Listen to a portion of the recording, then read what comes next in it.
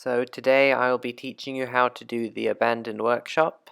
So the abandoned workshop is in Kelba. So to get there, simply go to Kelba and then take the Eastern Kelba Peaks Drago Express. It's right by there. So once you're there, just walk on down and you should see a gate, and that is the abandoned workshop. So the abandoned workshop doesn't require a key, just level 75 minimum, and you can walk right on in. So the abandoned workshop is a time-based dungeon, and you have 10 minutes to complete the whole thing, so try to go as quickly as possible. I recommend setting up key controls, auto-join on your characters if you have lots of characters, and just trying to do your spells as fast as possible, because after that 10 minutes is up, you will get kicked out of the dungeon. However, I would like to add that if you are fighting a room and the timer runs out, it will let you finish that room. So if you're on the last room and your timer runs out, you will be able to finish the dungeon safe and sound. So to start, what you're going to want to do is just simply pull the lever and then immediately run in and fight the first mob. Each monster in the abandoned workshop has its own way of being able to deal a ton of damage to it. So in order to complete the dungeon in the time, unless you can do thousands of damage very quickly, I recommend using these methods to do it. For the arachnomechas, if you hit them with water, then air, then fire, the next hit dealt to them will do about 3.5 times more damage. So hit it with water, note it says arachnomecha doesn't like water, then air, and then fire, and note after these it says water and air don't mix well, and too warm for a sudden chill. So moving on to the boarbats. The boarbats, if you simply don't hit them and let them hit you, after 3 turns, will become extremely bloated, and then once you hit them, they will explode and deal 8,000 damage in a square around them. However, if you combine this with the Arachnomecha 3.5 damage combo, as I will about to be doing, then instead of doing 8,000, it will do closer to 30,000 and kill the Arachnomechas, and then obviously the boarbats. When the boarbats blow up, it will hurt you, and as you will see, when the Arachnomecha dies, it does 10,000 damage in sort of a circle around it, and that hurts you as well. So you want to get all your characters out when you blow these things and kill these things. So in case you're wondering what just happened there, I did damage to one of the boarbats after 3 turns of it hitting me. It blew up, dealing 8,000 damage to the Arachnomecha, which got multiplied by 3.5, killing the Arachnomecha. When the Arachnomecha died, it did 10,000 in a circle around it, which hit the other boarbat, and hitting the other boarbat caused that other boarbat to explode. So we killed everything. So now moving on to the next room, there is one more addition to the team, and that is a Corbot. So this Corbot is sort of like the regular Corbot in terms of damage, except in order to kill this, you simply have to do an Earth spell 3 times on it, and then deal pushback damage to it. Doing this will cause the Corbot to do 15,000 damage to all the cells around it.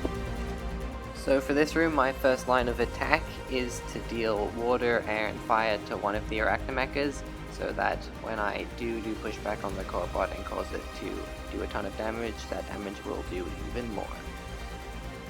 So right there, my panda did Earth 3 times on the Corbot. Notice it says Earth weakens the Corbot 3 times. Now the rest of the dungeon is really just a matter of using these 3 principles: the Corbot's pushback damage effect, the Arachnomecha's weakening effect, and the boarbat's blowing up, to kill everything as quickly as possible. And there's actually one more principle I didn't talk about, and that is the glyph. If you walk on the glyph on the surrounding squares, it will cause everything to lose all of its MP for 1 turn, and then they will do more damage on their next turns, but they will lose all their MP for 1 turn. So now I'm going to use my panda and the MP effect of the glyph to put everything next to the Corbot, so that when I deal pushback damage on the Corbot, it will do 15,000 damage on everything, except notice it's going to do 52,000 damage on the one Arachnomecha that I weakened. That Arachnomecha is going to die because it lost 52,000 HP, and it will blow up, dealing 10,000 damage to the Corbot, boarbat, and other Arachnomecha. The other Arachnomecha will then die as well, which will then deal 10,000 damage to the Corbot and the boarbat. so then everything will be dead.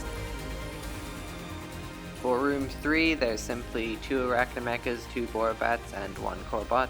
So nothing new, we're just going to use the same principles that we've learned, the 3 monster attacks and walking on the glyph, to set everything up in a fashion that will enable us to easily kill everything as quickly as possible. So you might have to experiment a little bit with this depending on what characters you have. If you have a panda, you can pretty much use the same tactic that I'm doing, but if you don't, it might take a little bit more time to figure out a strategy that works for you. Here I'm placing both the Borobats, one regular Arachnomecha and one weakened Arachnomecha, around the Corbot, so that when I deal pushback damage to the Corbot through one of the Borobats, one of the Arachnomechas will die, dealing 10,000 damage to everything, which will kill one of the other Arachnomechas, who will also deal 10,000 damage to everything. Same thing as room 2, we win. Pretty good comp. So then moving on to the last room. There's actually a boss in the last room. I don't really know what he does, he's pretty crap, but he has a lot of HP, so you have to be very careful that you position everything in the correct spot so that you do damage to him and you don't have a boss left with like 40,000 HP, because that sucks. So what I do for this using my panda is put the 2 weakened Corbots next to him, and then put the Arachnomechas next to the Corbots as well. I only need one of them weakened for this, I used the one on the left weakened.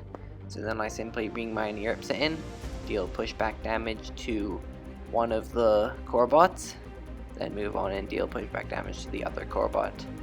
The Arachnomechas blow up, everything dies, we're happy, we win.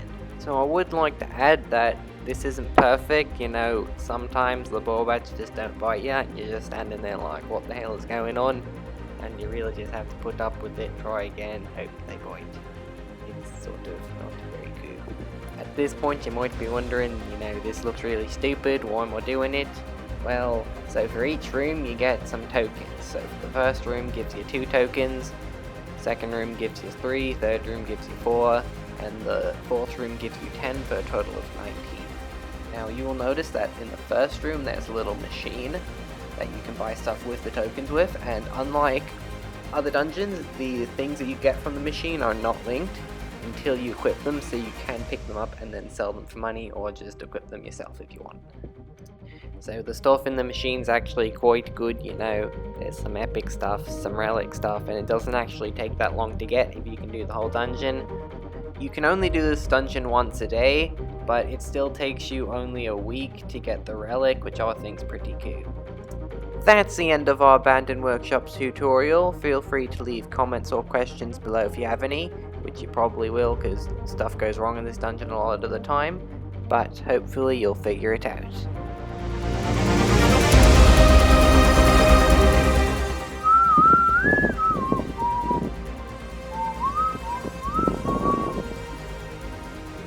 Oh crap, you're gonna have to refilm that.